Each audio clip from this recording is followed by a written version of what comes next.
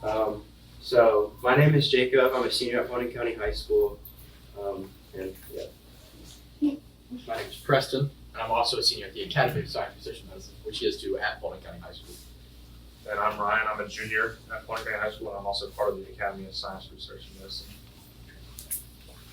Okay, so this project is this is our bird box project. So a few years ago, we had some students at our high school who put up bird boxes around our school's campus to do different kinds of research and things like that. And last year, I started working on that, and I decided that for this year, I wanted to get these bird boxes out to other schools, like elementary schools and middle schools, so you guys could get these opportunities before high school and start to explore your interest in these kind of things before.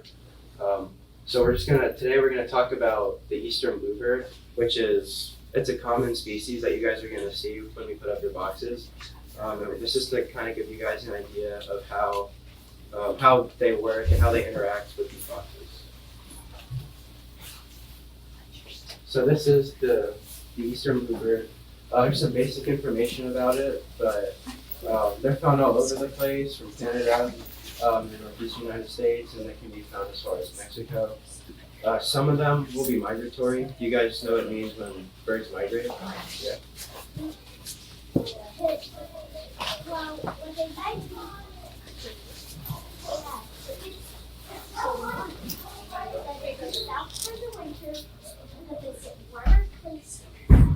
That's right. And then when it gets hot in the south, they'll go north where it's a little bit cooler for them. So some of these birds are migratory, some of them will stay around here. We expect that most of the ones we see will stay around here more, because Georgia has a pretty mild climate, meaning it's not too extreme, never too hot, never too cold, it's always somewhere in the middle. And so we expect that most of the ones we see will be from around here. But the reason that it's important to get these boxes up around now is that they're going to be pair bonding soon, which means that the mom birds and the dad birds are going to come together, and they're going to look for nests so they can lay eggs for their babies. So this slide's about the appearance of the bluebird. So there's two pictures here. There's a bird here, bird there, and then they're pair bonded. Does anyone know which bird's the male bird and which one's the female? First answer. Male is the one that's brighter and the female is lighter. That's right. So the males are brighter, and the male birds end up being this more vibrant blue color because the male birds basically have to show themselves off to attract the female birds when they become pair bonded. So males are of vibrant blue. They have rust-colored chests right here and white bellies. Females, they're more dull, so they're more of a brown and gray color. And during the nesting season, so plumage is what it's called right here. So all the feathers, that's one plumage. So during the nesting season, when they become pair bonded and they lay eggs, their plumage changes. So you can tell what time of year it is based on how they look. And so during the nesting season, the more vibrant coloration comes out and helps them compete against each other for the attention of the female birds. All right, so now we're going to talk a little bit about like what the birds eat. So does anybody know what like predator and prey is? Yes. So yeah, basically predator and prey is when there's different animals that will go after other animals for their food, such as like squirrels and snakes and stuff like that will come after bluebirds to try and eat the bluebirds, as they have to eat too. So basically what bluebirds eat, they mostly eat like insects and different berries and fruits and stuff like that.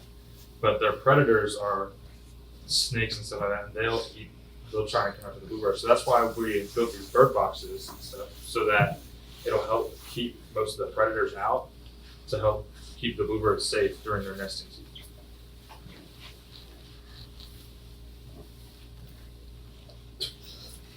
Okay, so this is kind of their nesting behavior. So the way it kind of works is about the end of February, they're going to start pair bonding, which is like, when the mom and dad come together. They're going to start looking for nests. So this will happen from like February all the way through August. And then the female will lay the eggs, and here's an example of the egg. So do you guys know what it means when the female incubates eggs? Yeah. She sits on their eggs to keep them warm. That's right. So that will happen for 13 to 20 days for bluebirds. It changes depending on the species of the bird, but that's the time frame for the bluebirds. And then fledging. Do you guys know what it means when birds fledge? They're staying in their nest. So Watch the baby birds. fledging is when the baby bird, that's when they're ready to leave the nest.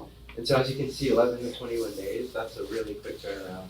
You know, for like people, like we have years before we're ready to like leave our homes and stuff, right? These birds do it in, 3 weeks at most. So this is kind of like a time frame, and this is something to just be aware of when you guys start seeing birds lay eggs. You can check in with over different increments and see the different stages of their development.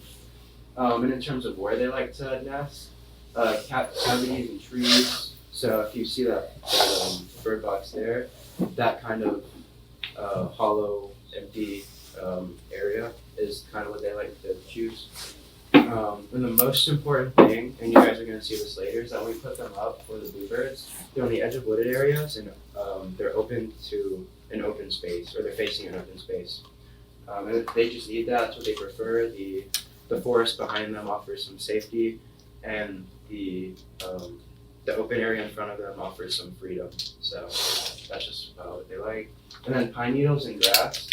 So you can have different types of birds nest in these boxes, but you'll be able to tell based off of what the nest is made out of. So if it's pine needles and grass, immediately like you guys can be thinking it's bluebird. And then there's some other species like chickadees will use moss, house wrens will use sticks. So you can tell pretty quickly. Yeah, so why do we set up bird boxes? So when we set up bird boxes, we do research on birds. Essentially, we're trying to figure out the effects that humans have on birds and how we can mitigate the negative things we do to the environment to protect these species. So bluebird nesting sites, these are threatened, as I said, by housing and economic development. So if you just think about like your guys' school, there's 3 schools right now. Before the schools were here, these were all woods. So when we cut down all of those trees to build 3 schools and to pave parking lots, we took down all of the holes in the trees that bluebirds used to live in. So to supplement that, we build these extra boxes to try to mitigate or lessen the negative effects that we've had on the environment. And additionally, these boxes give us a convenient avenue to do research and to learn more about the birds. So like at Paulding County High School, we'll take the baby birds, so while they're incubated, once they hatch, we have that 11 to 21 days before they fledge and they jump out of the box and they start flying. So like on a certain day, we're able to take them out and we can weigh them, we can take a feather sample, we can take a blood sample if we need to for whatever research that we're doing in our school. So these boxes provide an additional avenue for us to learn more about these species and further be able to plan how we interact with our environment so that we don't hurt these species and other species. Okay, so now we're going to kind of talk about like the ideal locations for bird boxes. So it's kind of a little bit about what he talked about earlier, but you really want to have these bird boxes facing an open area, and the back of the bird box should be toward a tree line. And the real reasons for that is because they want the tree line to go and be able to find different food sources for them, such as like the insects and stuff like that. That's where most insects live, and then there's different fruit and stuff that they can find with different shrubs and all that.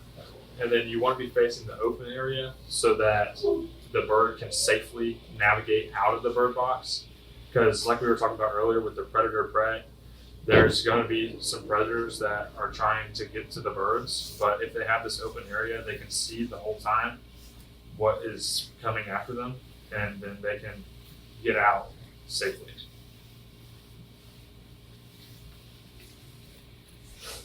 Okay, and these are some pictures that we took. These aren't from online or Google. Like he took these pictures. So here's a bird just chilling in the nest. I believe that's a female sitting on eggs. Here are the eggs. They're pretty cool looking. They're nice, bright blue. And then these are nestlings here. They look kind of weird. They haven't developed their feathers yet. And you can see they're pretty big there, but like when they first hatch, they're small, so they grow really quickly. You guys can kind of see that. So we're excited to have these up for you guys, so you can take your own pictures, you can explore all these different things on your own. Really excited for that. So I believe that's it. So do you guys have any questions about this? Like why we do it, about the birds, anything? Can you talk about how you collect data? Yeah, I can. So there's a couple of key things, and we'll actually be giving you guys like a sheet that you guys can help us out with. And so there's a couple of really important dates that measurements that you need to take, I guess. So the first part is when you first see the eggs being laid, when they hatch, and then when they fledge. The three big things. And that time frame should help you guys. But there's a ton of different things you can do with that. So you can look at how close they are to the road, where the box is, any other different variables that would affect how they grow. Sometimes nests get abandoned, so you can look at the different, I guess, situations that would affect that. And then you guys can use that for your own exploration, I guess. Yeah, and so a couple other data points that you guys can look for in your boxes. So whenever humans build these big areas like schools or shopping malls or houses, stuff like that, the amount of area that's left for all of the other animals is condensed. So something that we've seen more around our school campus relative to big forests and national parks and stuff is that we see a lot more competition in the boxes. So like sometimes a nest will start to build and then another bird will take over the nest and build a totally different type of nest on top of so like you'll see like this nest and it'll be covered in moss and a chickadee took it over. So rates of competition, things like if you see here in this picture, here are the two baby birds, but there is like an egg there that hasn't hatched and that just happens sometimes just naturally. But we can see if rates of that are increasing. So like if the fertility and the outcome of the bird's cycle of laying eggs is decreased, we can compare that to pollution and sort of effects in the environment. And so that's kind of like some of the stuff that you guys can help us with, some of the data that you guys help us with. But some of the data that we get from our birds, since we're very fortunate to have a teacher that has different permits that allows us to actually handle the birds and stuff like that, we're able to hold the birds. We can take different measurements of the birds. So we'll measure their wings, their legs, we'll measure their beaks, and we'll take all these different measurements. And then we're actually able to take blood samples from the birds. And so I've been working on a research project and we've been able to take these blood samples and I've gotten the DNA from them. And then I've been able to test the birds for different sicknesses. And one of them that I've been testing for is malaria. So I've been able to kind of do like a lot more different ways to collect data for us. And so that's something that kind of like, when you guys get older, that's something that you guys can look forward to getting to do. And this is just the start of it by getting to start this a lot earlier than we did. Cool. Yes. Do you guys have any other questions from that? Is there anything you'd like to know? Yeah. How do you get the blood samples? So we have, so our teacher gives a special permit to bleed the birds, and you can open up the wing, and there's a vein. It's called the brachial vein. Yep. Brachial. Yeah, I'm pretty sure it's the same thing for people, but it's like this area right here. So you open up the wing, and we have these really sharp, tiny needles, and we poke the vein just a little bit, so it doesn't bleed too much, but we can collect a little bit of blood. And we put it in these special tubes, and then we put it in a special liquid that preserves the blood. And then Ryan does a bunch of different tests with it. So that's kind of from start to finish how we get the blood. It doesn't hurt Things like that. Oh yeah, they're fine. Just They like just when talk to him and they're like, all right, bird, here's what we're gonna do. We always say sorry. have any of you ever had blood taken from your arm or your finger before? Yeah. So yeah, it hurts a little bit, but then you move on, right? It doesn't no long-term effects, right? Makes me start to feel like I'm gonna throw up. Yeah. I'm like my dad. I do not like blood. Yeah. Me neither. Can you guys? Well, first of all, these guys they all live in the area in which you live. So Ryan lives in Seven Hills. Where do you live? I live by Alatuna, so Okay, by Alatuna High School. Yep. close. So he went to Russell Elementary School. Oh, Miss Byerly taught at Russell. And then Preston, where do you I live? live in Bentwater. Okay. Which part of Bentwater do you live in? You know, like the main one by like the Shell gas station and that's the main pool of that building. So I live like right, like I can walk to that main pool. I live like right there. No, with the tennis courts, right? Yeah. Yeah. The one that's covered. So he would not have gone to Burnt Hickory Elementary School if he had lived in Bentwater. Then he didn't. You would have gone to Shelton, I I live in believe. Shell. Yes. Yeah. You went to Abney, Yep. right? You went to Russell.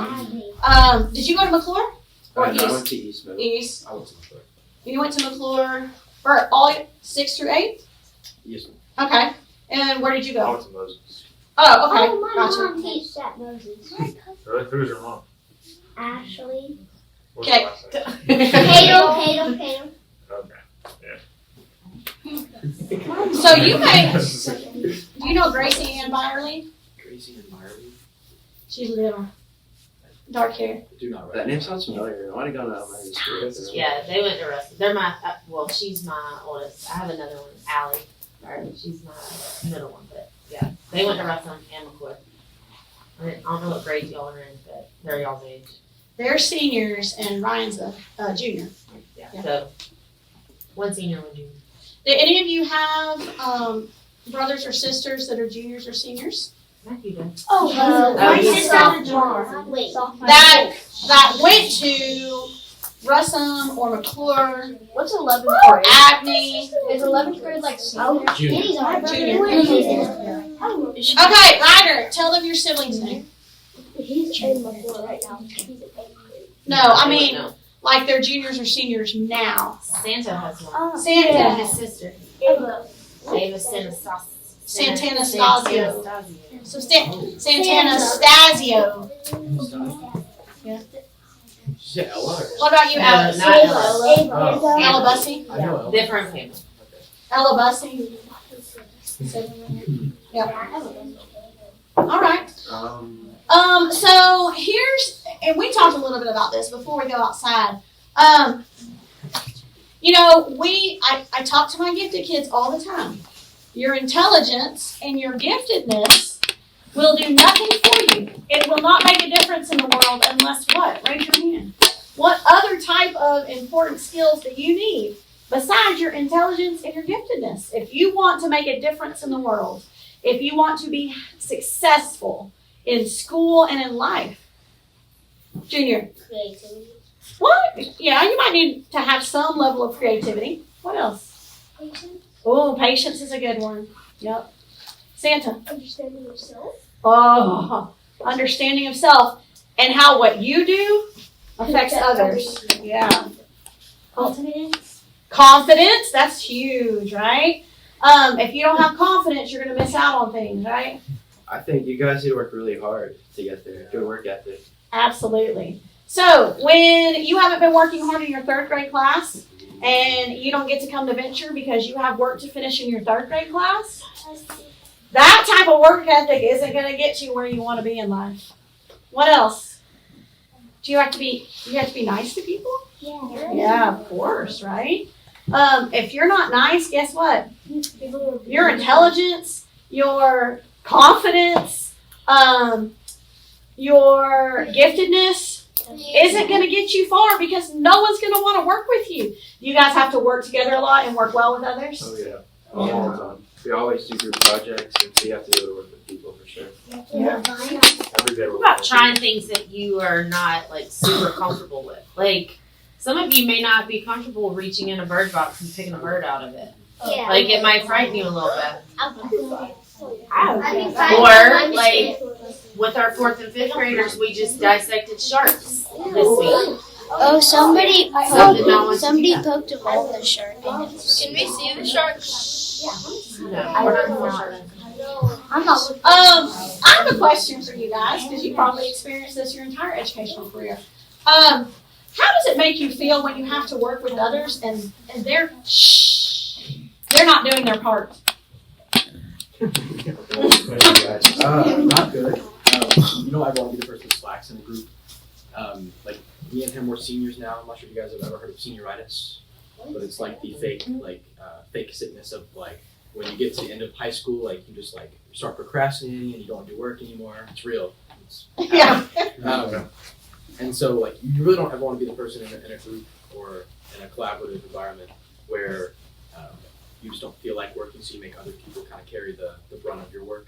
The way I think about it is like, if you get a job, like you would never want to have a coworker that just isn't going to work. Everyone has other stuff they want to do, and everyone else has their own responsibilities. So you never really want to be that person. That's kind of mostly it. Like, you don't want to be that person in the group that's like holding the group back. There are certain achievements that certain groups can get if everybody works hard together. So you can do better things when you're all working together. But also, it's like you don't want to make the other two people or however many people are in the group feel like that you're doing none of the work and then they have to carry the load. And then just to add on to that, I know like you guys now, like you may be assigned groups or like, but at some point you're gonna be able to, like you're gonna choose who you work with, and you want to be somebody who people choose to work with. Like you want to be that person because it's just gonna end up a lot better for you. You're gonna get better grades, do better things, better opportunities. That's definitely something you want. Do you feel like you experience that problem less being in the Magnet Academy? That people take their work more seriously being in the academy? So, like in the magnet program at Paulding County, so it's a group each year of 60 to 70 students. It's a cohort of 60 or 70 students that come from all the different middle schools in the county. And so one of the things that I like about Magnet is that every year you'll have, for the most of your classes, you'll have the same, 30 of 60 kids. You'll have the same people that you see every day for 4 years. And so you don't really have the opportunity to just like slack off and be a bad friend, a bad partner, I guess, freshman year, because then on your second, third year, you're seeing the same people every day. So it kind of keeps you accountable, but also you develop friendships that you probably wouldn't have if you didn't go to this program. So like Jacob, like I became friends with him freshman year, but I've seen him every day for 4 years. So you really get to be closer to people and always have friends in your classes. Can you guys talk about what you're doing next year? Because these guys are graduating. I know. Oh, they made it. First major milestone in the So I'm going to Georgia Tech. You can see the GT here. So any Georgia Tech fans in here? Georgia Tech fans in here? Yeah, all right. Alright, so Georgia Tech is Listen, guys. there's a lot of really great schools in Georgia, but like Georgia Tech's really good is one of them. And so I'll be doing computer science there. You guys know what computer science is? Yes. Right. So yeah. So I'll be studying computer science, and yeah. Yeah, so I'm also going to Georgia Tech. I'm starting my first semester in France, so it's a first year semester abroad. If you work hard in high school, like and when you apply to colleges, it's not just about getting in. There's all these scholarships and opportunities you can get. So I'll be able to start in Metz, France, and go around Europe for my first semester. But I'll be majoring in biomedical engineering, which is like people that make medicines and prosthetics, and all the different medical devices and stuff like that. What are you doing next year, Ryan? So I'll still be in high school. I'm a junior, so I'll be a senior next year. But I'm going to continue working on this bluebird project that we're working on, and I'll keep on working with the birds and stuff like that. And it's pretty much it. Do you already have kind of a college goal in mind? Yeah, I want to go to UGA. And I want to get a biomedical science degree there. And I also want to get a business degree. Okay. What do you hope to do after that? Do you have something in mind you want to do long term as a career? I love doing research. I think that's one of the things that the magnet programs helped me kind of find out is how much I enjoy doing research. And so I kind of want to go into a career of like research and development possibly, or working in a lab. Okay. What about you, Preston? What would you like to do long term? Yeah, so after I graduate college, I want to get my master's in business administration. So my dad, he works for like the business side of science companies. And that's kind of what I want to go into. I got an internship over the summer before senior year, and I worked for a resin company in Alpharetta, so it's a chemical company. And I really liked the idea of working for the business side of one of those companies because you really have to have a lot of prerequisite knowledge. Like, I bet a lot of your parents work in business, it's very common.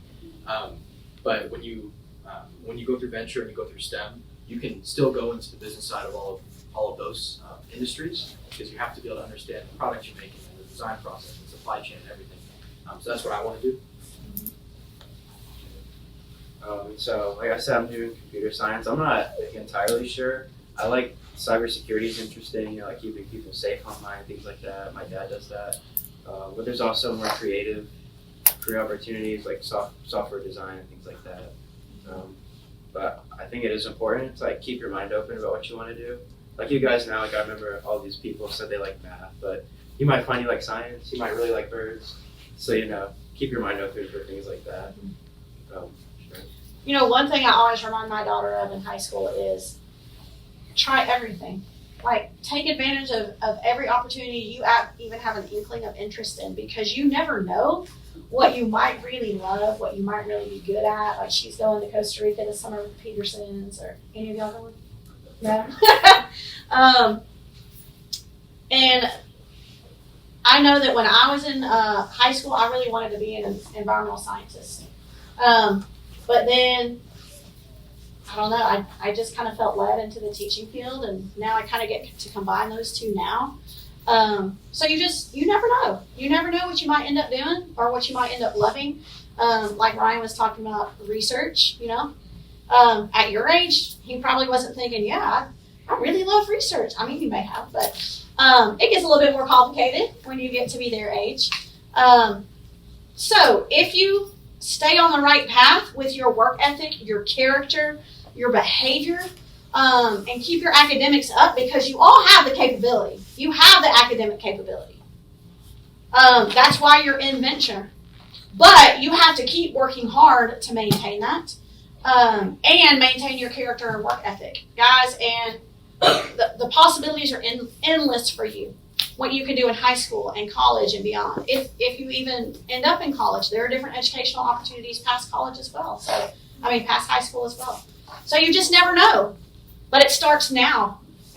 Like, if you're not willing to work hard now, then those doors start to close as you go through middle school and high school. So that's another reason I wanted our guys from the Magnet Academy to come.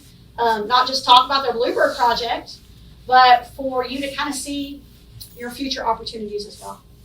So let me look and see what the current weather is like outside. You're going to put up the boxes regardless. But as to how much you get to participate in that. Someone drizzling.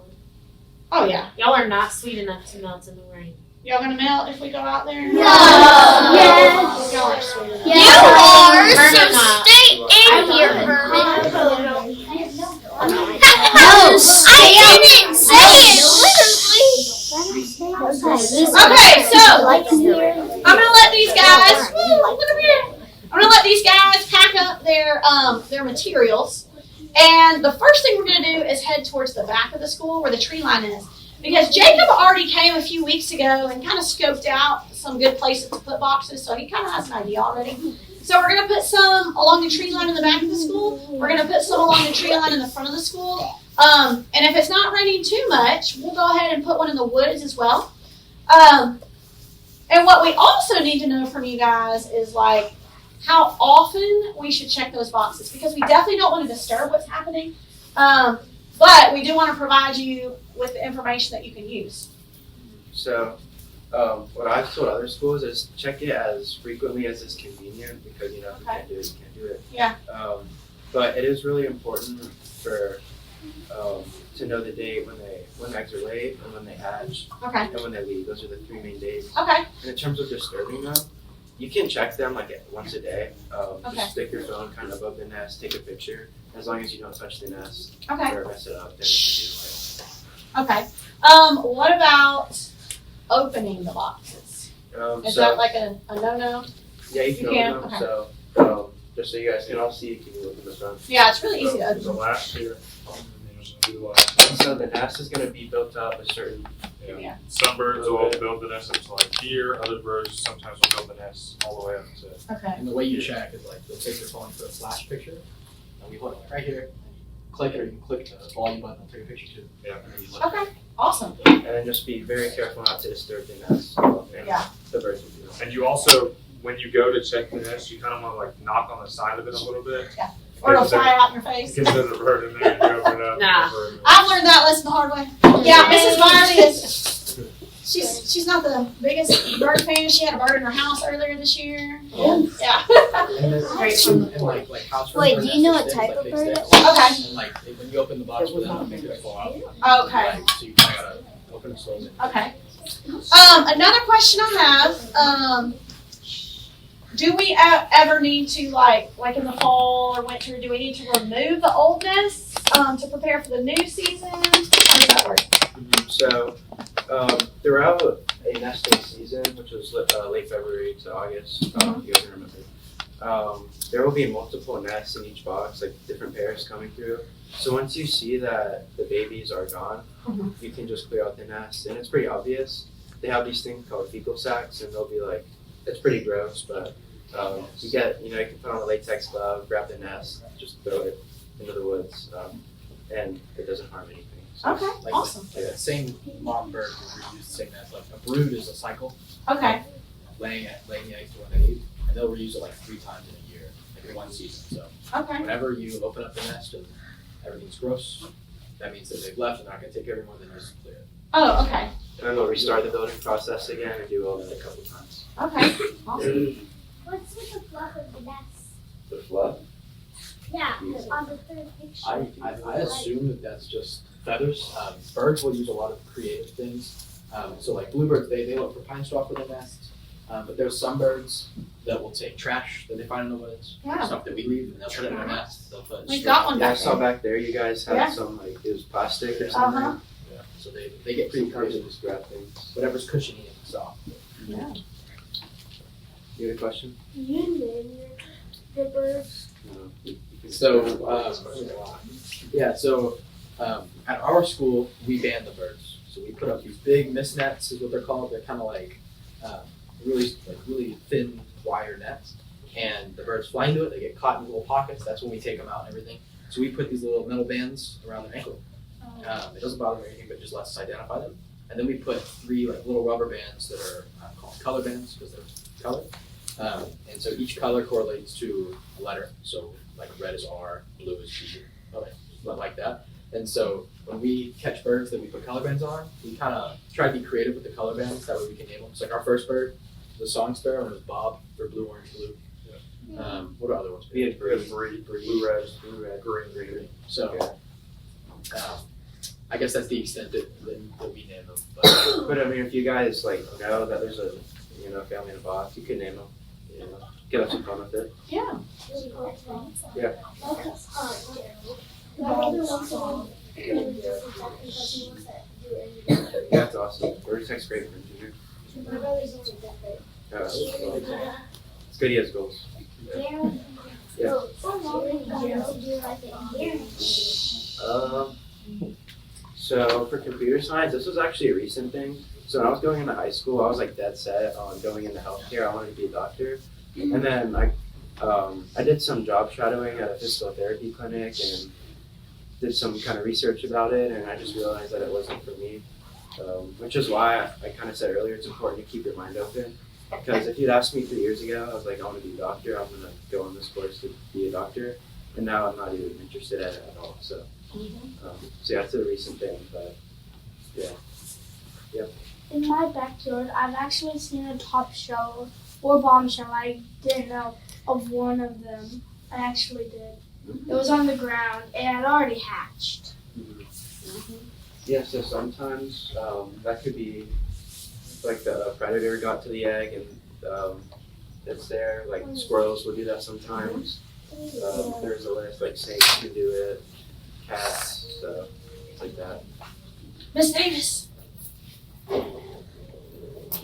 You have her, right? Miss Davis? Yeah. In my backyard, I see bluebirds all the time. Yeah. They always fly. Yeah, we all I think there's like 3 there. Yeah, they're a very common species. You probably see them everywhere. And you're actually like when you guys start doing this, you'll see them more often, just because you're thinking about it more. So you'll kind of see this way. You had Jacob at Russell. Thanks for coming today. Oh yes, no problem at all. We're very excited about the bluebird box.